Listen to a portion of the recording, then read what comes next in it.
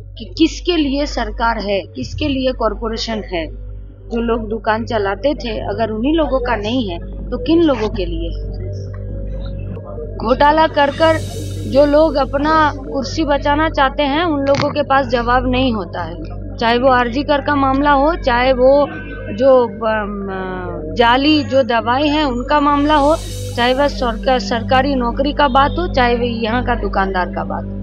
आप বিজেপি দিল্লি মাথায় থাকা আমাদের খুবই দরকার, কিন্তু এদের আশু সমাধানটা কি হবে। আপ জিতুক, বিজেপি জিতুক, দিল্লি জিতুক, পশ্চিমবঙ্গ জিতুক, গরিব মানুষের কি হবে, এই দোকানদারগুলোর কি হবে। আসবেন, কথা বলবেন, যদি না আসেন, না কথা বলেন, তাহলে এই আন্দোলন আরো তীব্র হবে। আমরা জবরদস্তি এইখানে যদি কেউ ঢুকতে আসে, ঢুকতে দিব না। ইস্টার্ন বাইপাস সংলগ্ন এলাকায় যে দোকানগুলো করা ছিল সেই দোকানগুলোকে সরিয়ে সেখানে এখন নতুন বেশ কিছু বাংলা বাজার বলে দোকান তৈরি করা হয়েছে এবং যারা এখানে দীর্ঘ 20 বছর 15 বছর 16 বছর থেকে কোনো রকম কোনো একটি ছোট দোকান করে তাদের সংসার চালাচ্ছিলেন, তারা এখন পথে বসেছেন এবং এই অভিযোগকে সামনে রেখে প্রায় 200টি পরিবার এই মুহূর্তে ডিওয়াইএফআই এর ছত্রছায়ায় তারা কিন্তু একটি অবস্থান বিক্ষোভ তারা করছে এবং লাগাতার 14 দিন থেকে আজ এখানে এসে উপস্থিত হয়েছিলেন ডিওয়াইএফআই এর সম্পাদিকা মীনাক্ষী মুখার্জি। তিনি যেমন তাদের সাহস জুগিয়ে গেলেন, তার পাশাপাশি কিন্তু আমরা একবার চেষ্টা করব তিনি সরাসরি কি বলছেন, অর্থাৎ মীনাক্ষী মুখার্জির সরাসরি বক্তব্য কি রয়েছে এই অবস্থান সম্পর্কে। চলুন একবার শুনে নি তিনি কি বলছেন। 14 दिनों तक अवस्थान में बैठना जरूरत हो जाता है। ये बात तो सरकार का जो नीति है, ये बात तो कॉरपोरेशन का जो अपना जो एक लीगल रास्ता होता है कि किसको हम जगह देंगे, किसको बैठाएंगे, किसको नहीं बैठाएंगे, ये बात तो लीगल होना है। और लीगल बात जब होगा तब अगर इन लोगों को बुलाकर समझाएगा, इन लोगों को अगर बुलाकर बोलेगा तो हर कोई मानेगा। लेकिन उन लोगों के पास जवाब नहीं है, इसीलिए वो लोग भाग रहे हैं और इन लोगों का जायज सवाल है, इसीलिए ये लोग डट कर बैठे हैं।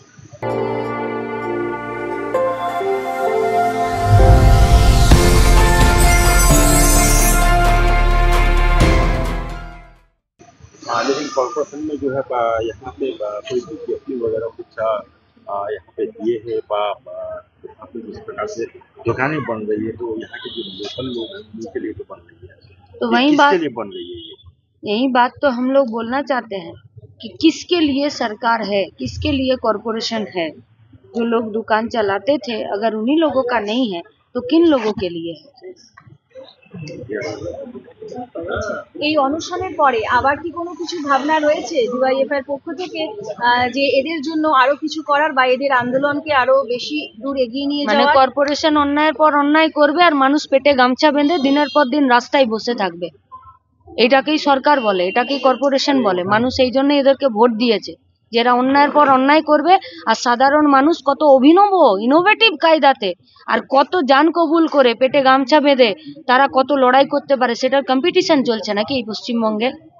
বর্তমান বাংলার পরিস্থিতি নিয়ে কি কিচ্ছু বলার নেই, মানুষ রাস্তায় বসে আছে, ওরা ঠান্ডা ঘরে বসে আছে চোরগুলো, আর যারা খেটে খায় তারা রাস্তায় বসে থাকতে বাধ্য হচ্ছে। এই তো পশ্চিমবঙ্গের অবস্থা। দিল্লিতে আপ দলের ভরাডুবি আর বিজেপির জয়, তো এটা নিয়ে কি? এখানে এতগুলো দোকানদার বসে আছে 14টা দিন ধরে। আপ বিজেপি দিল্লি মাথায় থাকা আমাদের খুবই দরকার, কিন্তু এদের আশু সমাধানটা কি হবে। আপ জিতুক, বিজেপি জিতুক, দিল্লি জিতুক, পশ্চিমবঙ্গ জিতুক, গরিব মানুষের কি হবে, এই দোকানদারগুলোর কি হবে। मीनाक्षी, 14 दिनों से यहाँ पे धरना दे रहे हैं, मगर अभी तक किसी प्रकार का कोई भी प्रतिनिधि या किसी तरह से कॉर्पोरेशन से कोई भी जवाब नहीं आया। इसको किस तरह देखेंगे? जवाब नहीं है, इसीलिए घोटाला कर कर जो लोग अपना कुर्सी बचाना चाहते हैं, उन लोगों के पास जवाब नहीं होता है। चाहे वो आरजी कर का मामला हो, चाहे वो जो जाली जो दवाई है उनका मामला हो, चाहे वह सरकारी नौकरी का बात हो, चाहे वह यहाँ का दुकानदार का बात हो। দু একদিন আগে তৃণমূলের এক প্রাক্তন মন্ত্রী, প্রভাবশালী মন্ত্রী, টাকা পয়সার লেনদেন নিয়ে তৃণমূলের অন্দরে ব্যাপার নিয়ে তুলে ধরেছিলেন বেশ কিছু বিষয়। আপনারা কি তৃণমূলের আবার প্রভাবশালী? গোটা দলটা চোরে ডুবে গেল, তার মধ্যেও যদি চোরকেও প্রভাবশালী বলতে হয় তাহলে মুশকিল বটে।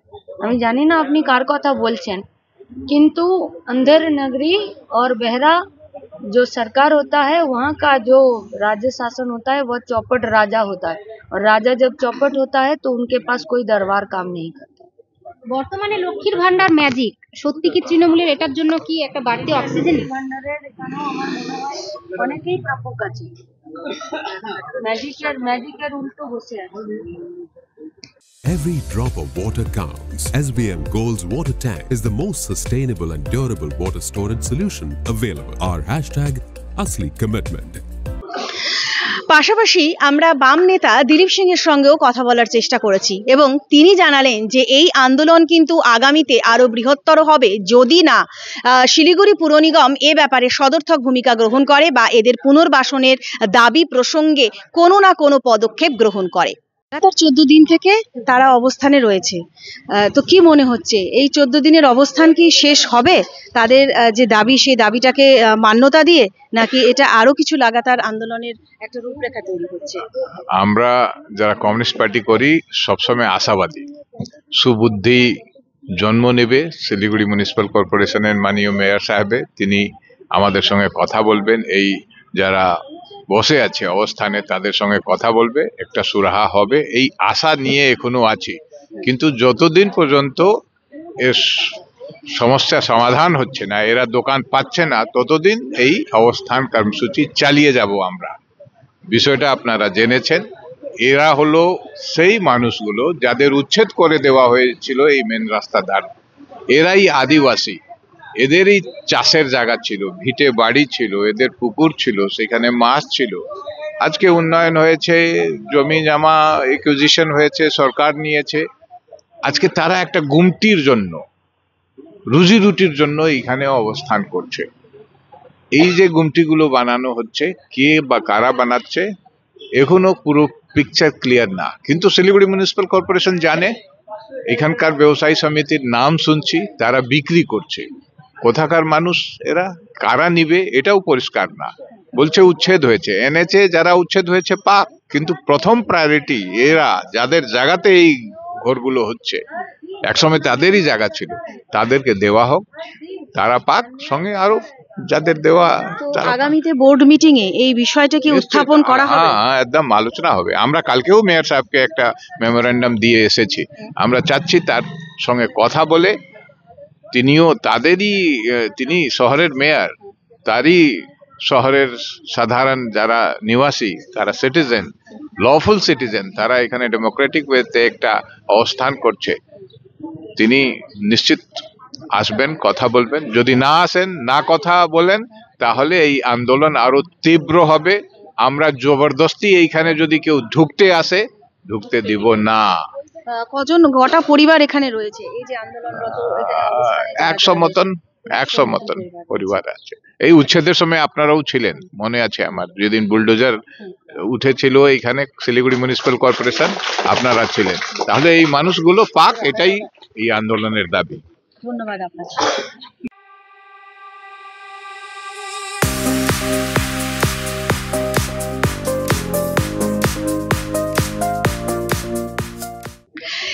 পাশাপাশি আমরা চেষ্টা করেছিলাম পৌঁছে যেতে যারা লাগাতার 14 দিন থেকে এখানে অবস্থান করছেন, অর্থাৎ যাদের দোকান চলে গিয়েছে, যারা পুনর্বাসনের দাবি জানাচ্ছেন সরকারের কাছে বা প্রশাসনের কাছে, তারা কি বলছেন চলুন একবার শুনে নিই তাদের মুখ থেকে তাদের কথা। তোমার নাম কি? আমার নাম অনুশ্রী রায়। তোমার কি এখানে দোকান ছিল? হ্যাঁ, কিসের দোকান ছিল? চায়ের দোকান ছিল আমার। কতদিন থেকে এখানে চালাচ্ছ? চালাচ্ছি মনে করো 15-16 বছর হয়ে গেল। হ্যাঁ, তো যখন এখানে উচ্ছেদ হয়েছিল সেই সময় তোমাদেরকে কি বলে এখান থেকে তোমাদেরকে সরানো? বলেছিল যে এখানে গার্ডেন বানাবে, ওই জন্য ভেঙে দিয়েছে। তো এটা সরকারি জমিতে যেহেতু ছিল সেজন্য তোমরা তখন সরে গিয়েছিলে? হ্যাঁ, ছুটে গিয়েছিলাম। তো এখন কি মনে হচ্ছে তোমাদের যে সেটা যেটা বলেছিল সেটা ভুল? ভুলেই তো মনে হচ্ছে, এখন তো দোকান বানাচ্ছে। বাইরের থেকে লোকগুলো নিয়ে আসে দোকান বানায়, ওদেরকে দিবে টাকা দিয়ে 80,000 85,000 বলতেছে, এরকম 2 লাখ 3 লাখ এরকমই বলে। বাইরে যারা বাইরে দোকান উঠাইছে চাম্পাশাড়ি কোথা থেকে দোকান উঠে এখানে আইনে বসাই দিবে, এটাই বলতেছে।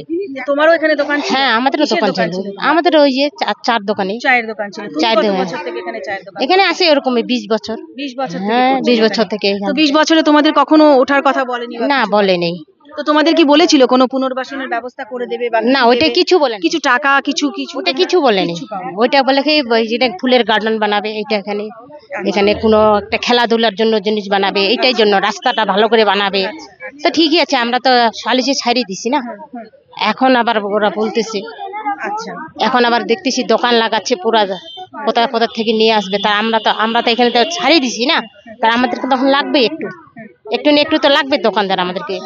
কি নাম তোমার? আমার নাম কল্পনা। কি নাম দিদি তোমার? আমার রিনা রায়। তোমার কিসের দোকান ছিল? আমার এখানে চা দোকান ছিল, তারপর পান দোকান ছিল। হ্যাঁ, যখন কত বছর থেকে আমার এখানে দোকান করার আমার 21 বছর হয়ে গেছে। হ্যাঁ, যখন আমি এখানে দোকান করি তখন আমাদের এই রাস্তাটা বাংলা বাজার থেকে আমাদের হাউজিং পুরো জঙ্গল ছিল, এই রাস্তা কেউ হাঁটতে পারে নাই, এত ভয় ছিল রাস্তা। তখন আমার শ্বশুর শাশুড়ি এখানে ভাকা বিক্রি করতো, ভাকা বিক্রি করে তারপরে আমরা চা দোকান খুললাম, চা দোকান থেকে পান দোকান করলাম। পান দোকান করার পরে এখানে অনেকদিন দোকান করলাম, দোকান করার মাঝখানে একবার এসে ভেঙে দিল। ভেঙে দেওয়ার পরে আমার শ্বশুর ওই টেনশনে মারা গেল। মারা যাওয়ার পরে আমরা 6 মাস পরে আবার দোকান করলাম। আবার দোকান করে তখন আমার এখানে দোকান চলছে, ভালোই চলছে দোকান। এই মাঝখানে এসে দোকান ভেঙে দিল, বলছে এখানে বলে ফুলের গার্ডেন বানাবে। এখন তো কোনো ফুলের গার্ডেন হচ্ছে না, এখন দোকান হচ্ছে। তাহলে আমরা এখন কি করে মানবো বলেন? এখন তোমাদের সংসার কিভাবে চলছে? এখন আমরা লোকের বাড়ি কাজে যাই, বাসা কাজ করি, কাজ করে তো আমাদের সংসার চালাইতে হবে, ছেলে মেয়ে করতে হবে। হ্যাঁ, এখন আমার বর অসুস্থ, এখন ও কাজ করতে পারে না, আমি একা, আমি মানুষের বাড়ি কাজ করি, বাসা কাজ করি, করে আমি সংসার চালাই। হ্যাঁ, তাহলে আমরা কি করে সংসার করবো বলেন? কতদিন মানুষের বাড়ি কাজ করবো? এখন কয়জন আছে বাড়িতে? সদস্য কয়জন আছে? আমার 2 ছেলে আর আমার বর, আমি। হ্যাঁ, এখন আমরা দোকানটার উপরে সব চলতো? আমার দোকান করে আগে সব চলতো। হ্যাঁ, এখন আমার দোকান ভেঙে দিল, এখন আমরা মানুষের বাড়ি কাজে যাই, এখন কাজ করে খাই, সংসার চালাই। কি নাম? রিনা রায়। এখানে মোটামুটি কয়জন আছো তোমরা? এই যে এখানে বসেছো, কয়জন আছো মোটামুটি? কটা পরিবার আছে? অনেক, হ্যাঁ, অনেকেই আছে। কত? 200 জনের মতো। হ্যাঁ, মানে যদি বলা যায় 200টা পরিবারই আছে। হ্যাঁ হ্যাঁ হ্যাঁ, রায় কলোনি আমরা সর্বপল্লী মিলেই আমরা দোকান করেছিলাম। ওদের পাড়াও অনেক মহিলা আছেন, আমাদের আছে প্রায় 200 জন আছে। ঠিক আছে, প্রায় 200 জনের মতো আছে, দোকান ছিল। শুনে নিলাম সেই সমস্ত উচ্ছেদ হওয়া দোকানদারদের কথা, যারা এখন রুজি রুটির জন্য লোকের বাসা বাড়িতেও কাজ করতে বাধ্য হচ্ছেন। কিভাবে সংসার চালাবেন, কি করবেন সেটা তারা বুঝে উঠতে পারছেন না। শুধু একটাই দাবি, যদি এখানে ফুলের বাগান হতো তবে তাদের কোনো এখানে বাধা দেওয়ার কোনো কারণ ছিল না। কিন্তু যখন এখানে দেখছেন তারা যে এখানে দোকান হচ্ছে, সেই ক্ষেত্রে কিন্তু তারা পুনর্বাসনের দাবি জানাচ্ছেন বারবার প্রশাসনের কাছে। এখন দেখার প্রশাসন এ ব্যাপারে কি ভূমিকা গ্রহণ করে। নাগাল্যান্ড স্টেট দিয়ে 200 গোল্ড মান্থলি লটারি, প্রথম পুরস্কার 1,50,00,000 গ্যারান্টেড। টিকিটের মূল্য 200 টাকা। প্রথম পুরস্কার শুধু বিক্রি হওয়া টিকিট থেকেই।